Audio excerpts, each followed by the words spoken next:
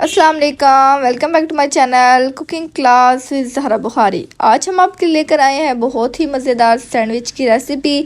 बहुत कम बजट में बन कर ये तैयार होगी और बहुत ही मज़ेदार बनने वाली ये रेसिपी है। आपने इसे ज़रूर ट्राई करना है, बच्चों के तो ये फेवरेट होने वाले हैं। तो चले करते हैं रेसिपी का आगाज़। अगर वीडियो पसंद आए तो चैनल को सब्सक्राइब कर लें और बेल को भी प्रेस कर लें ताकि हमारी हर न्यू अपलोड आप तक आसानी पहुँच सके। तो चले करते हैं स्टार्ट। बिस्मिल्लाहिर्रहमानिर्रहीम। अस्सलाम वालेकुम वीवर्स, के हाल है? ठीक हो? इंशाल्लाह मेरे सारे भैन भाई बिल्कुल ठीक ठाक हो सन। अल्लाह पाक दे करम नाल असीं भी बिल्कुल ठीक हाँ। ते अज बड़ी ज़बरदस्त रेसिपी लैके आया। अज असीं बनसा सैंडविच मेकर तो बखैर बनसा तो बड़ा ही अच्छा बनसी माशाल्लाह। ते आओ जी रेसिपी स्टार्ट करते हैं। रेसिपी पसंद आवे तो लाइक शेयर ज़रूर करे आए। ते चैनल ते न्यू हो तो सब्सक्राइब कर लो जी। एक पाव के बराबर इन्हों 300 ग्राम हो, ठीक है। तो इसनों मैं थोड़ा नमक डाल के छिल के छोटे पीस करके बॉयल कर लिया तो ठंडा करके सही। तो फिर इसनों मैश कर लिया। अगर मैश है तो उसके नाल भी कर लो, नहीं तो इस कांटे दे नाल बड़ा ईजीली हो जाता इस तरीके नाल। तो इसके अंदर बिल्कुल गुठलियाँ नहीं होनी चाहिए क्योंकि असी सैंडविच के अंदर इस्तेमाल करना तो गुठलियाँ नहीं होनी चाहिए। इस बाउल के अंदर शिफ्ट कर लेने जी। तो इसके अंदर मैं कुछ थोड़ा चिकन भी शैड होया जड़ा ना असी नमक डाल के ते इसनों बॉयल कर लिया। फिर ठंडा करके तो इसनों थोड़ा हल्का ठंडा थोड़ा नीम गर्म ही होवे तो इसमें असी रेशे कर लैने। तो अगर थोड़े कोल जड़ा तुसी सालन पकांदे हो चावल पकांदे हो उसके भी बोटियां बच पैंदियां तो उसनों भी तुसी इस तरीके नाल करके रख सकते हो। तो इसनों इसके अंदर डाल देना। ये बच्चे बड़े शौक नाल खांदे ने अगर चिकन अंदर होवे तां। हरियां भरियां सब्जियां मुख्तलिफ हैं, इन्हन बिल्कुल चॉप कर लिया बरीक। तो इसनों भी डाल देने। थोड़ी बस मुट्ठी भर है गाजर तो इतनी ही है बंद गोभी बिल्कुल फैन चॉप हुई हुई, ठीक है। इसके अंदर बड़िया मज़े दियाँ लगदियां। तो शिमला मिर्च है 3-4 चम्मच ये डाल देने। तो मुट्ठी भर धनिया, ये बड़ा ही टेस्टी लगता, बहुत ही मज़ेदार लगता, ये वाला डाल देने जी। तो इसके अंदर कुछ मसालियां का भी इस्तेमाल करसा।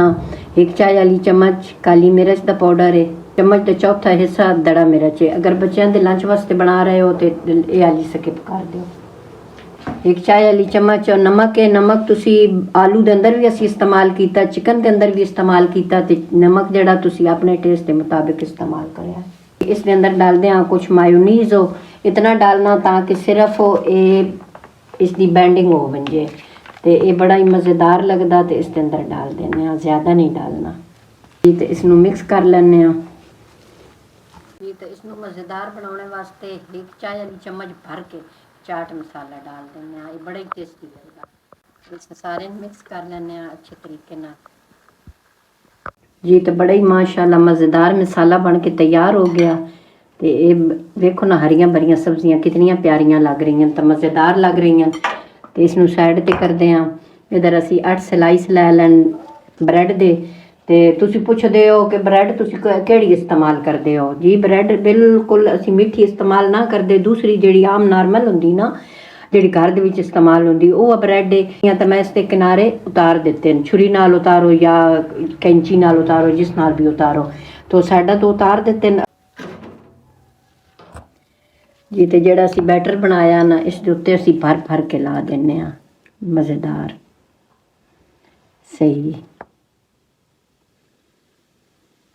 जी। तो भर भर के ला लिया। इतना मेरा बैटर बच भी गया। ये तुसी पराठे दे विच भी इस्तेमाल कर सकते हो, बच्चों ने लंच भी दे सकते हो। अगर ज़्यादा मेहमान आवन तो ये हाले तुसी बनाओ खर्चे तो बगैर, इसका इतना खर्चा भी नहीं है। तो इतना मज़ेदार थोड़ा काम होगा ना। इस तरीके नाल दूसरा पीस इसके उत्ते रख देवां ना जी। तो मैं इस तरीके नाल इसकी कटिंग करसा। ये शेप बड़ी मज़े की लगती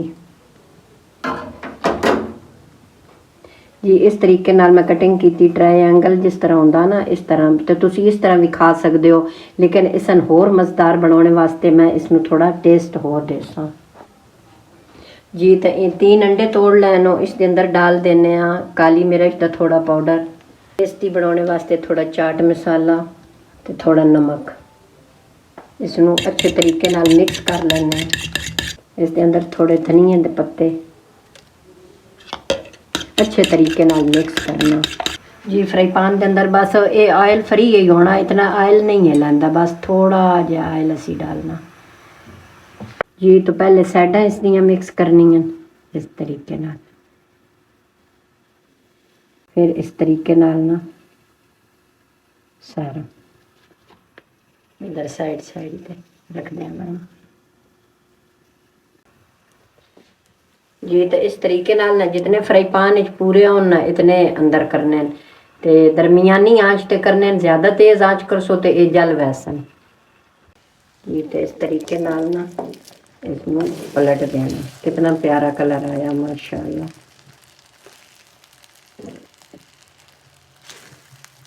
जी। तो जिस टाइम में मजबूत होवे ना तो इस तरीके नाल चारों साइडा तो तुसी इन्हां नूं पका लो, ताकि अंडा लगो होया होंदा ना, इस वजह तो करके तो माशाल्लाह बहुत ही बेहतरीन मज़ेदार तैयार होए जी। तो जो जो पकते वैंदे ना उन्होंने नाल नाल निकालते वंजो इस तरीके नाल, ते जेड़े कच्चे ना उन्होंने सही अच्छे तरीके नाल पकन दो जी। माशाल्लाह 2-3 चम्मच खाने वालियां असी डालियां इसदियां आयल दियां, तो वेखो ना इस इतना आयल लगा ही नहीं, वो भी बकाया काफ़ी बचया पिया।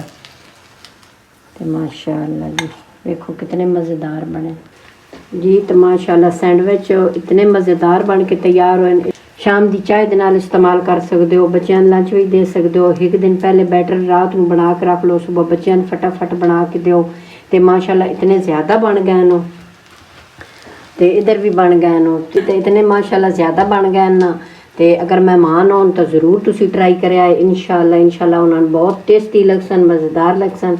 तो तुसी ये ज़रूर रेसिपी ट्राई करनी। इस दे नाल मैं चाहनी हाँ इजाज़त, अपना ढेर सारा ख्याल रखा है, दुआ में याद रखा है। ठीक है जी, अल्लाह हाफिज़। फिर मिलते हैं एक न्यू रेसिपी के साथ, तब तक के लिए अल्लाह हाफिज़। चैनल को like share comment and subscribe ज़रूर कीजिएगा और बेल को भी प्रेस कर लें ताकि हमारी हर न्यू अपलोड आप तक बआसानी पहुँच सके। खुश रहें, आबाद रहें, अल्लाह हाफिज़।